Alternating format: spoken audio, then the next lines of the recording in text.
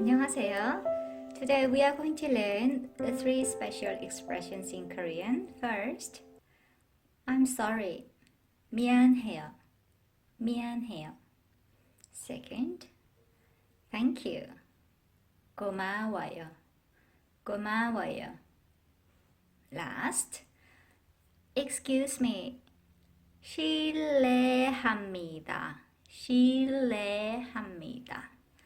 So now we are going to practice those three expressions in a song. It goes like this. 미안해요. I'm sorry. 고마워요. Thank you. 실례합니다.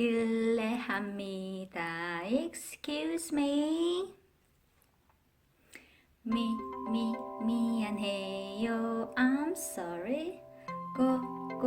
고마워요. Thank you. 실례합니다. Excuse me. How was that? I hope you enjoy learning these expressions and will be able to use them in everyday situation. Thank you for joining me. Thank you. Bye. See you next time.